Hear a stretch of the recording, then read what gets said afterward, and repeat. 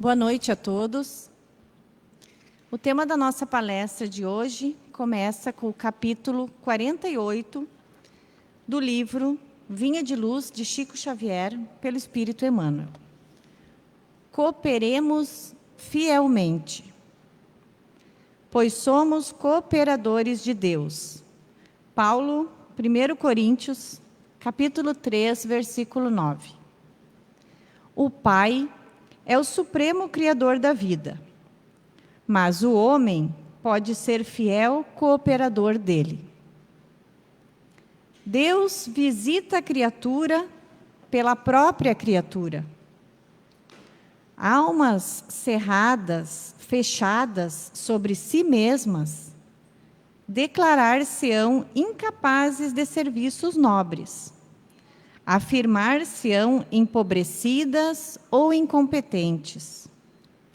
Há companheiros que atingem o disparate, o despautério, ficam sem razão de se proclamarem tão pecadores e tão maus que se sentem inabilitados a qualquer espécie de concurso sadio na obra cristã, como se os devedores e os ignorantes não necessitassem trabalhar na própria melhoria.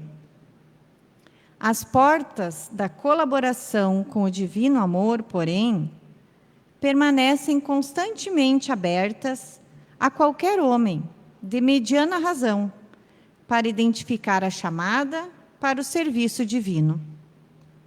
Cultivemos o bem, eliminando o mal. Façamos a luz onde a treva domine. Conduzamos harmonia às zonas em discórdia. Ajudemos a ignorância com esclarecimento fraterno. Seja o amor ao próximo a nossa base essencial em toda construção no caminho evolutivo. Até agora, temos sido pesados à economia da vida. Filhos esbanjadores ante o orçamento divino, temos jogado fora preciosas energias em numerosas existências, desviando-as para o terreno escuro das retificações difíceis ou do cárcere expiatório.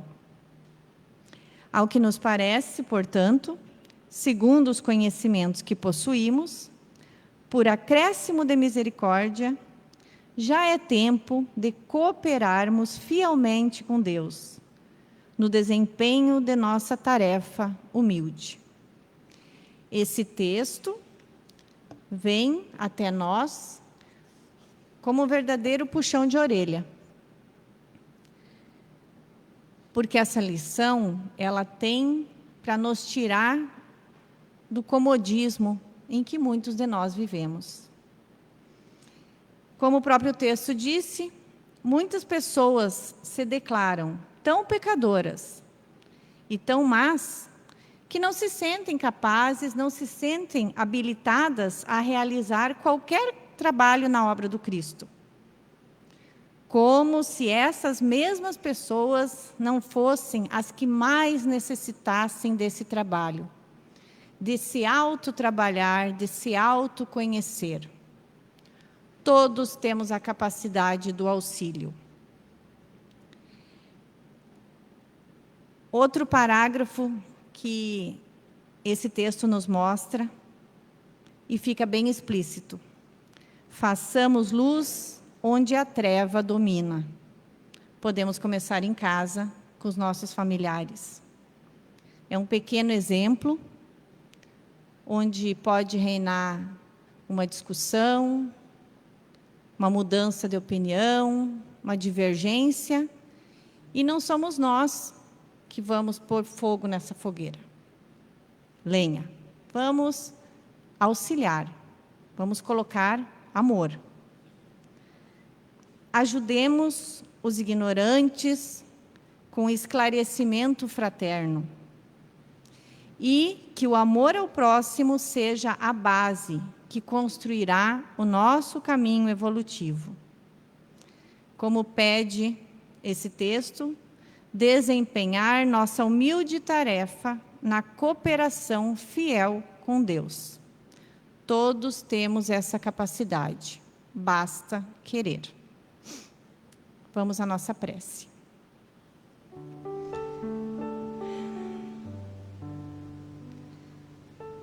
Amado Jesus, ilumina nossos corações, a fim de que possamos cada vez mais sermos teus colaboradores fiéis nessa seara divina. Permita que sejamos capazes de verdadeiramente nos doarmos, a fim de consolar e esclarecer o próximo carinhosamente, com a tua palavra de amor e de esperança. Assim seja.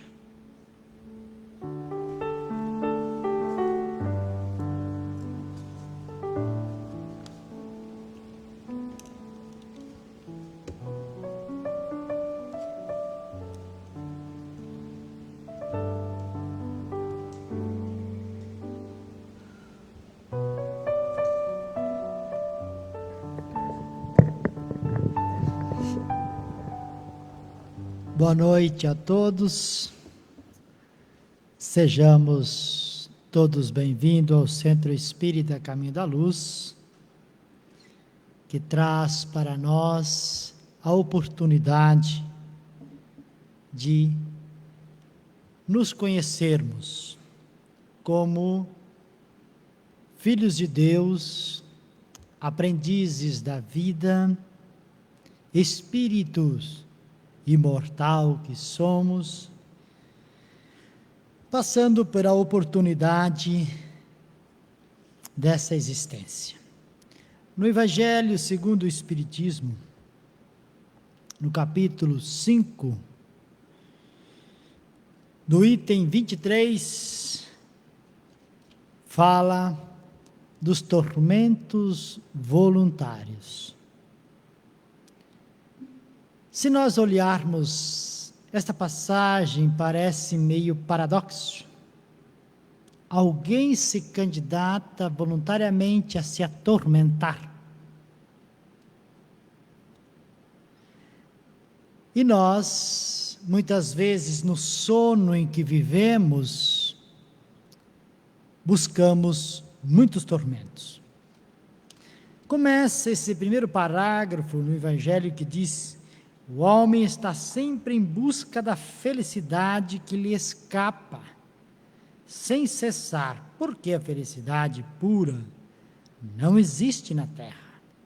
Entretanto, apesar das vicissitudes que compõem o cortejo inevitável desta vida, o homem, ao menos, poderia usufruir de uma felicidade relativa.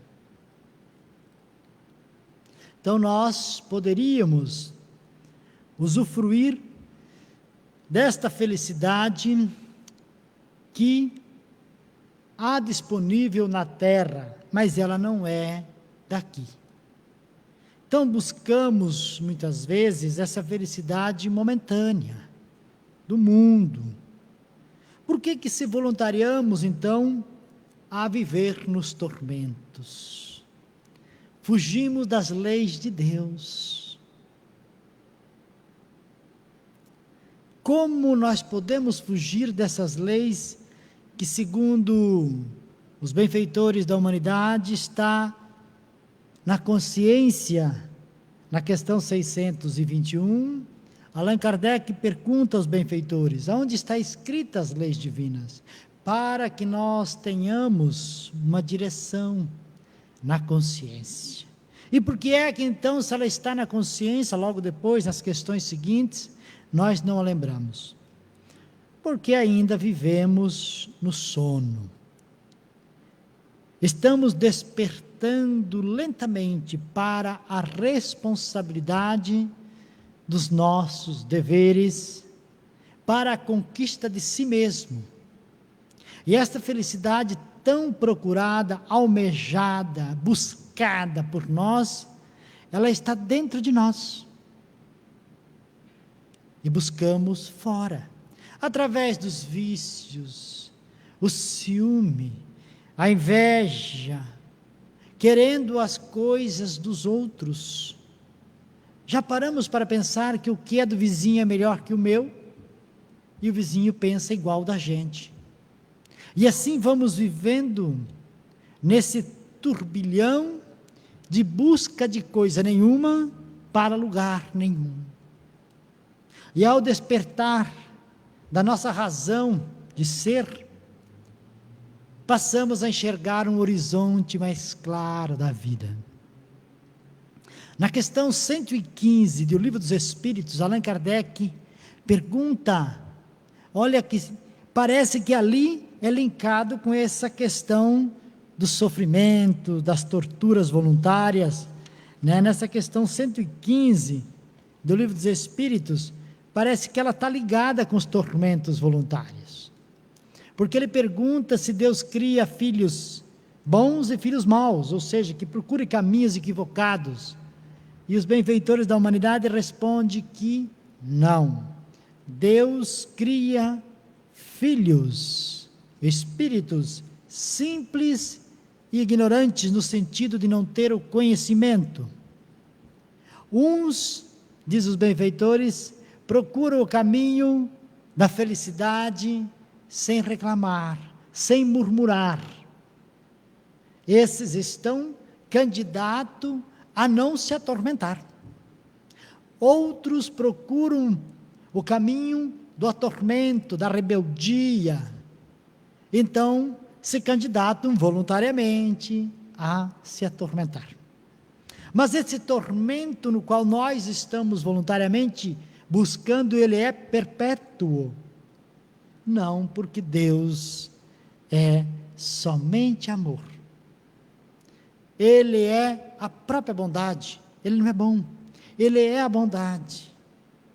A partir do momento em que nós despertarmos para a responsabilidade, passamos a enxergar o mundo com um horizonte diferente.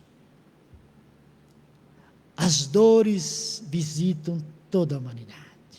E estamos vivendo um momento pandêmico global. Isso acontece em séculos e séculos.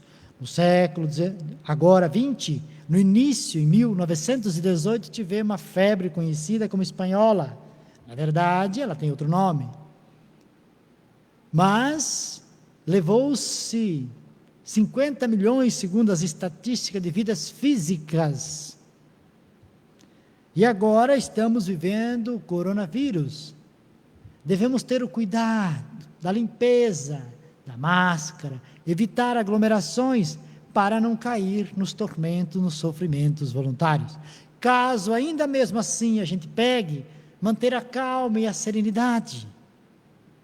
Como muitos casos temos visto nas mídias, infelizmente, mostram muito pouco. Aquela senhora de 96 anos na Itália foi internada. E dias depois, com o Covid, saiu e os médicos perguntaram como ela se curou tão fácil. Ela disse: eu aceitei a doença como um desafio para mim, para o meu crescimento. Segundo as estatísticas dos estudiosos, o risco dessas pessoas nessa idade é total. Mas não, estão provando que não. Uns com 30 e poucos anos passam por esse desafio e não suportam.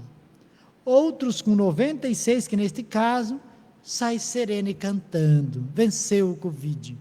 Porque compreendeu que o tormento é uma escolha minha.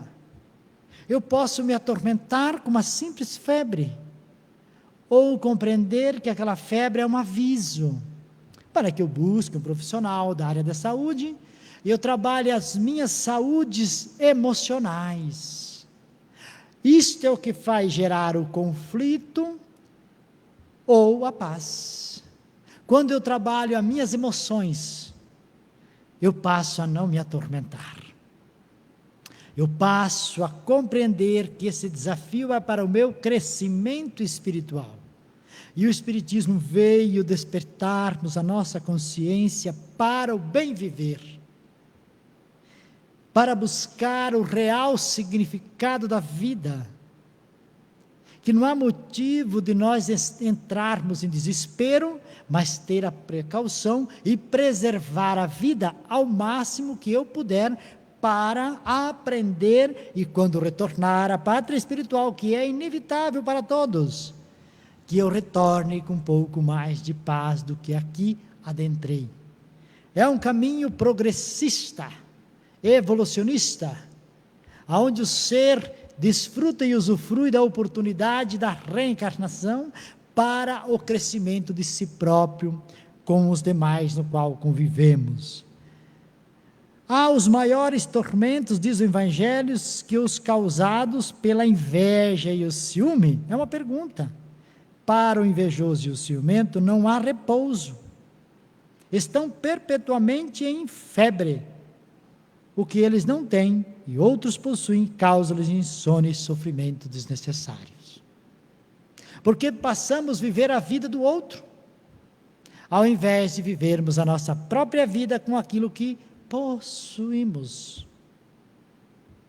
Este sofrimento voluntário, esse desequilíbrio mental, só passa a partir do momento em que eu passo a me auto-amar.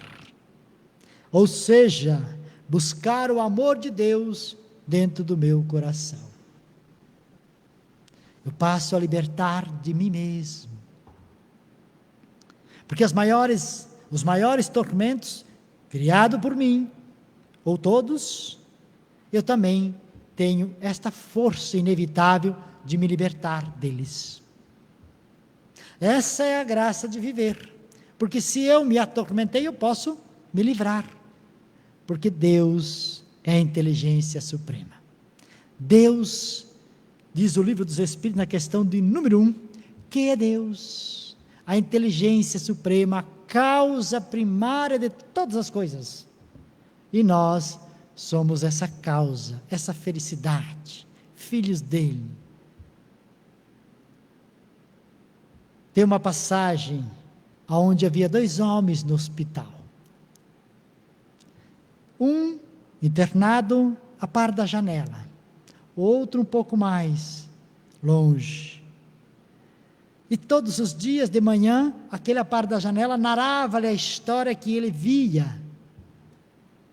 Há um parque muito belo, onde os casais de namorado se encontram. Há um cisne na lagoa e outro na outra cama com a venda nos seus olhos. Ouvia aquela narrativa muito bela daquele outro doente enfermo na cama. E assim foram se passando os dias. E ele narrava cada dia uma história mais bela que a outra. Todos os dias ele olhava naquela janela e aquele parque, aí ele visualizava os pássaros cantando, o amanhecer do sol que tocava a palmeira, que fazia aquela sombra, e o outro do lado morria de inveja. Por que é que eu não estou internado na beira dessa janela, só tem essa parede feia e horrível? A inveja foi lhe corroendo e ele buscou um tormento. Mas um dia, a cama amanheceu em silêncio. Aquele que desfrutava daquela janela bela partiu para a pátria espiritual. Como aquele vivia, vendo com seus olhos da felicidade de viver os momentos difíceis que passamos, mas fazendo daquele momento um aprendizado. E então, o outro que vivia no leito perguntou ao enfermeiro: deixe-me ir naquela cama que fica próxima à janela, com meu amigo não sei para onde foi, e não narraram a ele que ele havia desencarnado. E o enfermeiro então assim o fez. E ele veio todo ansioso, tirou a venda dos seus olhos e foi reto ver a janela com o parque, onde os pássaros cantavam, o cisne nadava no lago e os namorados se encontravam. Ao se deparar com a janela, viu um muro tosco, feio, sujo. Ele ficou em silêncio profundamente. e passou a perceber que a beleza habita dentro de nós. Aquele que ali habitou naqueles dias, naquela cama, fazia daquele muro a paisagem que ele desfrutava intimamente no seu coração. Aquele então que passou a morar naquela cama momentaneamente, compreendeu que a felicidade está na conquista de si mesmo. Quando nos atormentamos voluntariamente, é porque não aceitamos as leis divinas em nossos corações e passamos a brigar contra Deus e o mundo. Já ouviram falar nesta passagem? Este está brigando com Deus e o mundo. E não vai chegar a lugar nenhum enquanto não despertar para a responsabilidade de se auto-amar. Dizer a si mesmo: isso também vai passar. As dores que nos visitam muitas vezes são as nossas conquistas do pretérito espiritual, de um passado tenebroso que nós usurpamos as leis cósmicas do universo e queremos ter a paz consciencial sem se autocorrigir, se autoiluminar amorosamente. É necessário que buscamos um passo de cada dia. Hoje eu posso essa quantia, amanhã um pouco mais. E assim nós vamos nos libertando das amarras, das torturas que criamos no psíquico nosso. E vamos vendo a beleza dos olhos da intimidade. Vale a pena viver. Por mais que encontramos dias difíceis, mas a vida é uma dádiva para todos nós. Muita paz.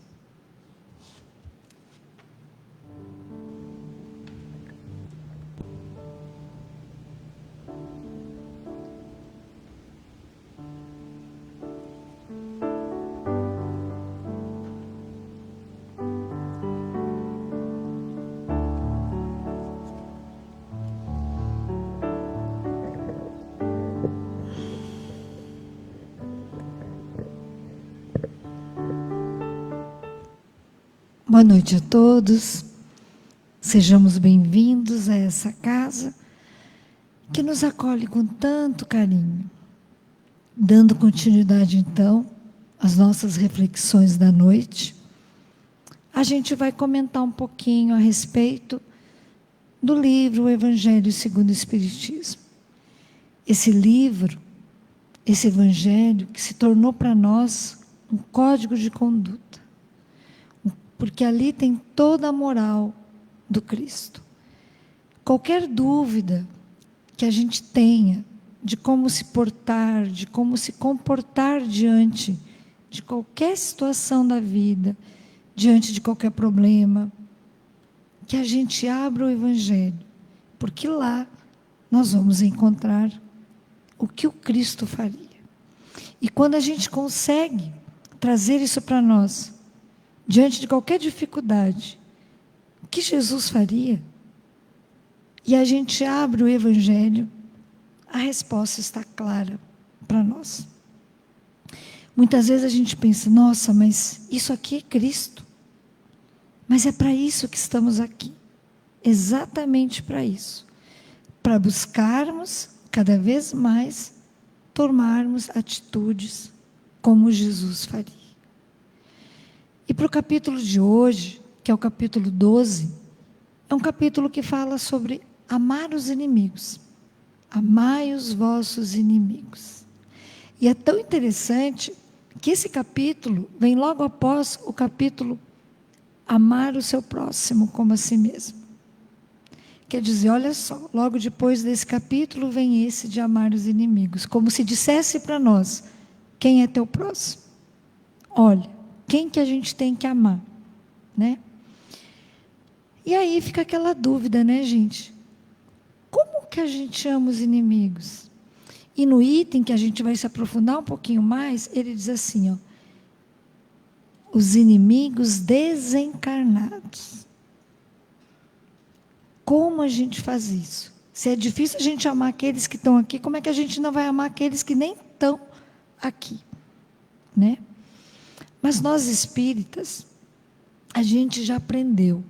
Então a gente precisa começar a colocar em prática tudo aquilo que a gente já aprendeu e tem aprendido no longo da nossa existência, que é justamente isso, né? Amar. Aprender a colocar em prática esse ensinamento. Porque todo o código de ética de Jesus fala isso. Certa feita, um sábio andando na rua, encontrou um moço e viu que ele estava com o evangelho no braço, perguntou: você poderia me explicar o que está escrito nesse evangelho, enquanto eu tomo a postura de ficar só num pé? O sábio pensou e disse: pode tomar postura. E ele então tomou a postura e ele disse: ama. Daí ele olhou e disse: ama? E o resto? Daí ele disse: o resto é para explicar isso. Então, nós ainda precisamos trabalhar com essa questão. Quem é meu inimigo? O que é inimigo? Quem é inimigo? É alguém de fora? É alguém de dentro? Aonde que está? Quem criou esse inimigo? E como também saber se eu tenho um inimigo desencarnado ou não? E por que eu tenho ele? Então, uma das coisas que a gente precisa trabalhar é que inimigo é só apenas um amigo que não foi incluso. Um amigo que foi distanciado. Quer dizer, qualquer amigo que antes estava próximo e que de repente tenha feito alguma coisa que eu não gostei, se distanciou, muitas vezes a gente já diz que é um inimigo. E por que é importante que Jesus coloca no Evangelho? Reconcilia-te depressa com o teu adversário. Tá? Porque é justamente isso. Qual que é a melhor oferta para Deus? É a gente se reconciliar com os nossos adversários. E cada vez que a gente pensa adversário, poxa, mas quem que eu tenho? De repente, para a cabeça de cada um de nós pode aparecer um ou outro, né? Ah, aquela pessoa me fez isso, ah, fulano me fez isso, nossa, alguém me disse isso. E a gente esquece que o maior inimigo nosso é aquele que vive internamente, dentro de nós. É aquele que faz com que nós mesmos nos sabotemos. É aquele que, quando a gente está a um passo de ser feliz, corta a nossa felicidade. E aí a gente acaba vivendo, como o Diomar colocou aqui, os tormentos voluntários. Provocados por quem? Exatamente por nós. Então não tem jeito da gente falar sobre inimigo sem a gente falar também de perdão.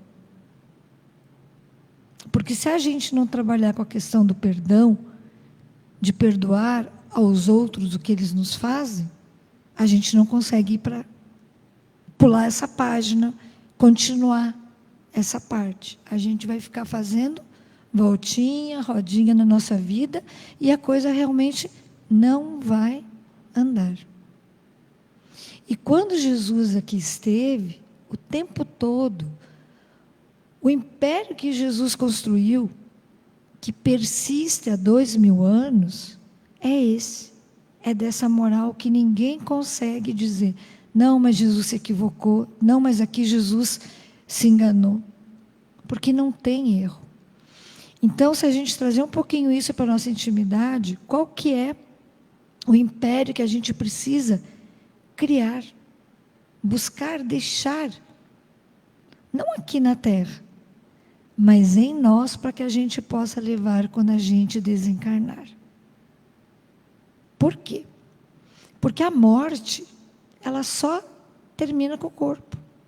Então, a partir do momento que eu tenho alguém, que eu não me dou bem, que eu tenho um inimigo declarado, se essa pessoa de repente desencarna, ou eu desencarno, eu vou acordar do lado de lá, continuando a sentir a raiva, ou continuando a sentir a revolta, ou querendo a vingança daquele a quem, quando eu estava encarnado, eu tinha. Então, por isso que muitas vezes a gente vê as obsessões, as subjugações. Por quê? Porque ainda estamos ligados a espíritos que em alguma outra encarnação nós tivemos alguma dificuldade, algum problema. E que eles não sabem que hoje eu sou Fernanda, quer dizer, saber sabem, mas eles ainda veem, não eu Fernanda aqui hoje, mas alguém que de repente fez mal no passado. E querem de repente me destruir. Mas só vão conseguir mediante um fato. Se eu permitir. Se eu, na minha conduta de vida, deixar que o acesso deles da raiva, ou do ódio, ou da vingança, chegar até mim. Se não, não consegue. E quem pôde assistir agora, ou conhece a história, ninguém melhor do que Divaldo Franco para nos mostrar isso, através do seu exemplo, que foi o Máscara de Ferro, que era alguém inimigo seu, declarado, e que ficou com ele por 40 anos. E que nos mostra muito bem a sua biografia de vida, o quanto esse inimigo só se aproximava quando Divaldo deixava se abrir as portas da sua mente, ou seja, por alguns tormentos que ele fazia consigo, e ele encontrava essas brechas e ali fazia com que tudo fosse acontecendo. Mas quando ele percebeu que a caridade era o melhor caminho e começou a fazer o seu código de conduta, foi diminuindo as forças desse acesso. Até que num determinado momento, numa caridade maior, num amor maior, que foi quando Divaldo recebe uma criança na mansão do caminho, e essa criança era a reencarnação da mãe do Máscara de Ferro, que era o inimigo que lhe atormentava, ele desiste. E aí ele diz: a partir de hoje, eu vos deixarei em paz. O que conseguiu? O amor. Então é isso que Jesus quis nos colocar, que é só o amor que consegue apaziguar. E Joana de Ângeles nos deixa uma frase que nos ajuda muito para que a gente possa trabalhar com isso. Que é assim: o mal que me faz mal, o mal que me fazem, não me faz mal. O mal que me faz mal é o mal que eu faço para alguém porque me torna mal. Essa frase, ela, quando a gente traz para a nossa intimidade, a gente começa a trabalhar com qualquer coisa que a gente acha que alguém tenha feito para nós. Porque às vezes alguém fez, mas às vezes é a gente que acha que alguém está fazendo. Porque a gente está vendo a atitude do outro conforme o nosso crivo, conforme o nosso orgulho. E o que mais pesa é: não, mas o outro não podia ter feito isso comigo. Ele não podia ter dito aquilo para mim. Ele não podia ter pensado isso. Qual que é o problema? Está tudo bem se o outro pensou, está tudo bem se o outro disse. O problema é o que eu vou fazer com isso na minha intimidade, nas minhas atitudes. Ou eu me associo ao mal que me fizeram, e aí o mal que me fizeram dá certo, ou eu não ligo para ele, e o mal que me fizeram acabou, porque não encontra guarida, não encontra refúgio. Então, a única coisa que depende da atitude que venha do outro é a minha atitude que eu vou tomar. Há poucos dias atrás, quando eu estava aqui, fiz uma palestra e era justamente falando sobre indulgência e... acho que era isso, indulgência. Eu me lembrei de uma historinha que falou sobre a historinha de um burro. E agora, estudando para essa palestra, me vem novamente uma historinha que também é uma historinha de um burro. Mas eu achei ela muito importante para o momento.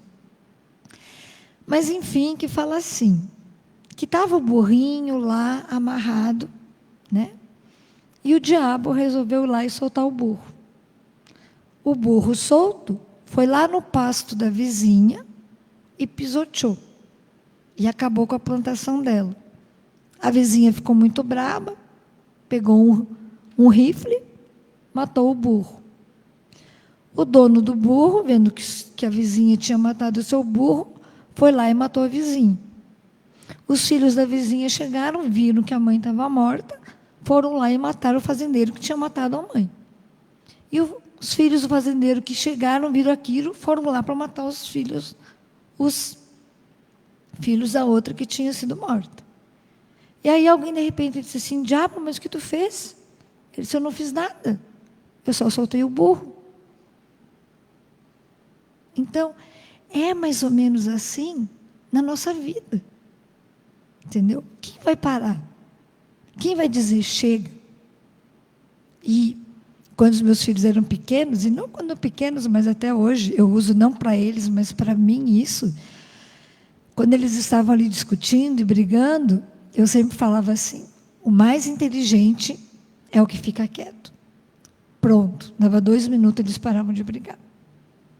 Entendeu? Por quê? Porque ninguém queria ser burro e continuar uma discussão que não ia levar a nada. Então, a gente precisa tentar trabalhar não com o inimigo de fora, mas com o inimigo que nós trazemos dentro de nós, que é egoísmo, orgulho, prepotência. A nossa estima baixa, muitas vezes, se torna um inimigo para nós, porque nos põe lá embaixo para a gente não poder fazer as coisas direito, não validar as coisas que a gente faz e que são coisas legais. Vocês já viram quantas vezes a gente não valida o que a gente faz? A gente valida o que o outro faz, mas o que a gente faz não está. A gente elogia o outro, a gente acha tudo que o outro faz legal, bonito, mas quando chega na gente... Então, quem que é o nosso pior inimigo? Se não, muitas vezes, a gente mesmo. E aí é que entra aquela questão, né? Que a gente precisa trabalhar o auto-amor. O amor próprio. Lembrando de que se eu sou filha de Deus, e Deus me criou para estar aqui, e eu fui criada em imagem e semelhança dele, o que eu sou? E o que o meu próximo é? O que o meu inimigo é? A mesma coisa que eu sou. A imagem e semelhança divina. Tá, mas como que ele é? Se ele é tão ruim assim, eu também sou. Porque somos todos irmãos e somos todos filhos de Deus. O mesmo Deus que tem que ser bom para mim, é bom para o meu inimigo. E o meu inimigo, ele fez algo errado para mim naquele momento. Como eu lido, é que a coisa muda.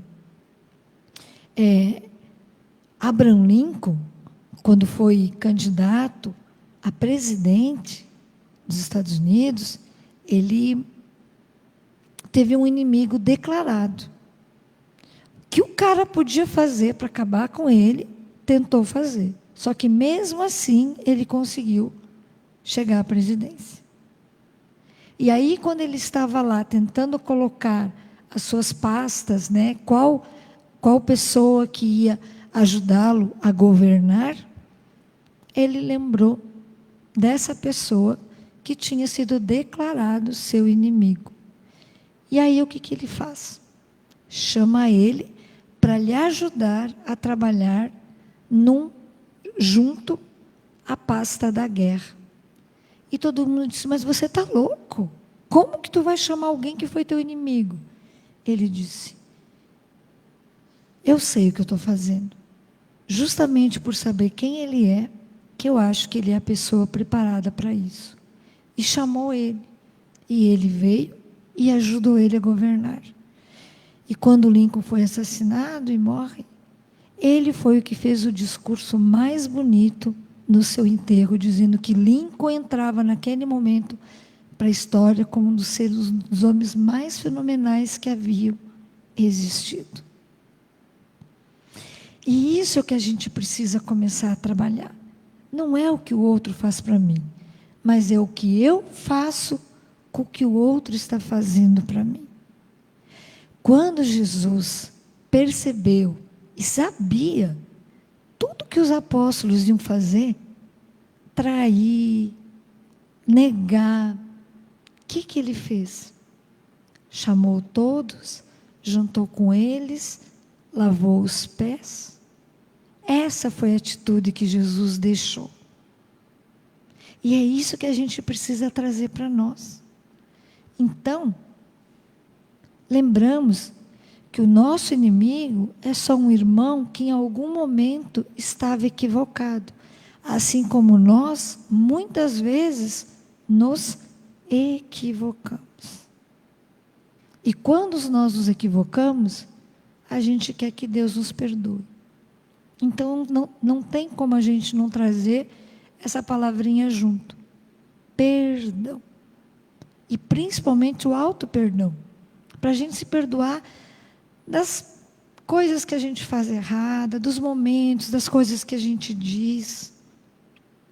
E aí, porque quantas vezes a gente percebe que a gente faz coisas que não devia ter feito, né?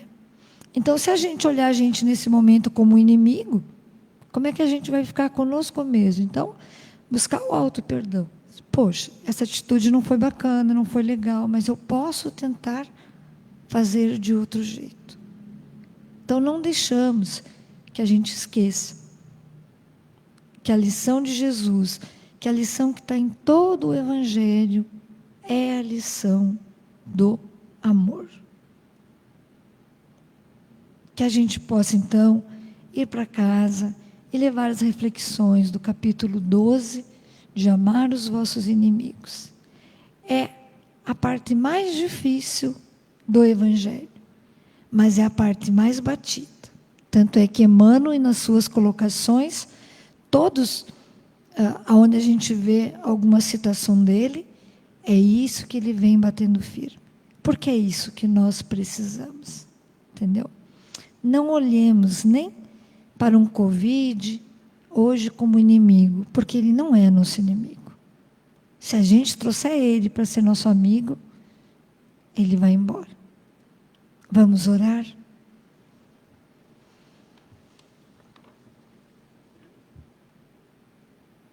Aproveitando então, com imenso carinho, vamos agradecer a oportunidade benfazeja de estarmos aqui hoje, de estarmos nesse recinto, ou de acessarmos de alguma maneira esse estudo à distância e podermos ouvir a palavra de Jesus. O Evangelho que vem trazer para a nossa alma luz, paz e tranquilidade.